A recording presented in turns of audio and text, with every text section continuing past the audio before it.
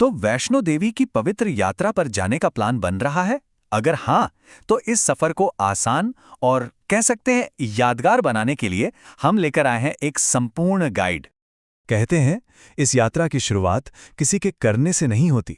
इसकी शुरुआत होती है एक गहरी आस्था से। ये एक ऐसी तीर्थ यात्रा है जो सिर्फ तय नहीं की जाती, बल्कि ये तो एक दिव्य बुलावा है, एक न्योता है जो खुद माँ की तरफ से आता है।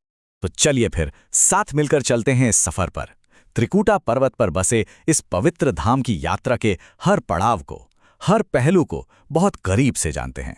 देखिए, हर यात्रा एक वजह से शुरू होती है, और वैष्णो देवी के मामले में ये वजह है एक दिव्य बुलावा।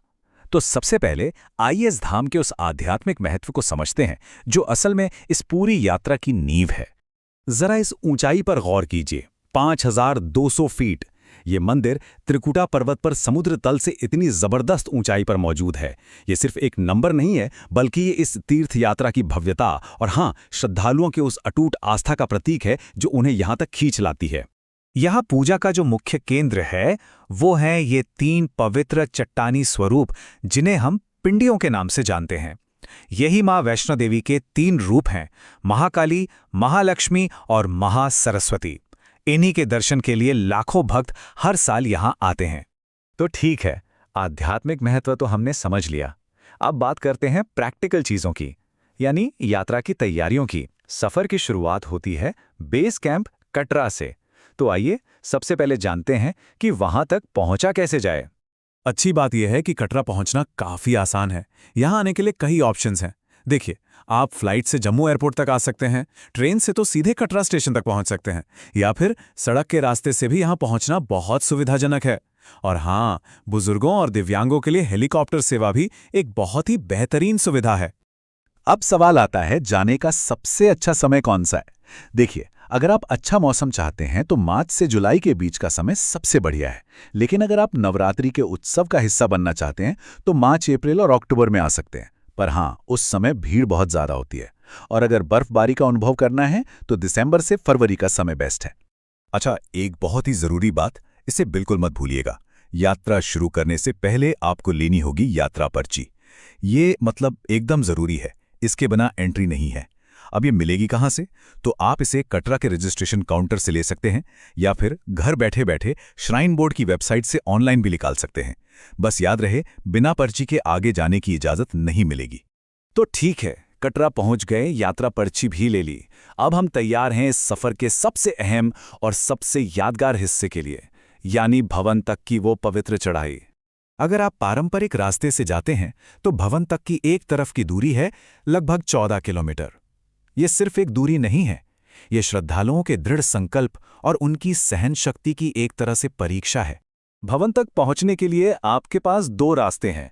एक तो है पारंपरिक मार्ग, जिस पर बाणगंगा और अर्धकुंवारे जैसे पवित्र स्थल पड़ते हैं। दूसरा ऑप्शन है नया ताराकोट मार्ग।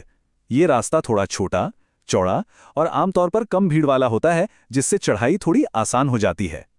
चलिए, अब हम पहुंचते हैं इस यात्रा के आध्यात्मिक शिखर पर, यानी मुख्य मंदिर में दर्शन का वो अनुभव और उससे जुड़ी जो रस्में और मान्यताएं हैं, उनको समझते हैं। इस यात्रा में कई पवित्र पड़ाव आते हैं और हर एक की अपनी एक कहानी है। जैसे अर्धकुंवारी वो गुफा है जहां मां ने भैरवनाथ से छिपकर 9 महीने तपस्या की थी। बाणगंगा में स्नान करने की परंपरा है और सुबह शाम की आरती में शामिल होना तो एक बिल्कुल ही अलग दिव्य अनुभव है। 3 पिंडियों के दर्शन के बाद भैरव मंदिर जाना बहुत जरूरी माना जाता है। कहते हैं माता ने उन्हें वरदान दिया था कि उनके दर्शन के बाद जो भक्त भैरव के दर्शन करेगा उसी की यात्रा सफल मानी जाएगी। अच्छा, अब बात करते हैं उन सुविधाओं की जो तीर्थयात्रियों के लिए रास्ते में मौजूद हैं, यानी खाने पीने और ठहरने के इंतजाम के बारे में। कटरा और यात्रा के रास्ते में आपको जम्मू के मशहूर राजमा चावल और कलाड़ी कुलचा जैसे लोकल खाने का स्वाद लेने का मौका मिलेगा।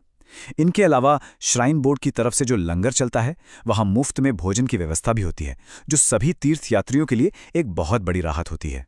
कटरा में रुकने के लिए हर तरह के बजट में जगहें मिल जाती हैं। आप चाहें तो श्राइन बोर्ड के किफ़ायती गेस्ट हाउस में रुक सकते हैं, या धर्मशालाओं में, या फिर अपनी सुविधानुसार किसी होटल में ठहर सकते हैं। पर हाँ, एक ज़रूरी सलाह, नवरात्रि और छुट्टियों के मौसम में जा रहे हैं तो पहले से बुकिंग ज़रूर करा लें, बहुत ज़रूरी है।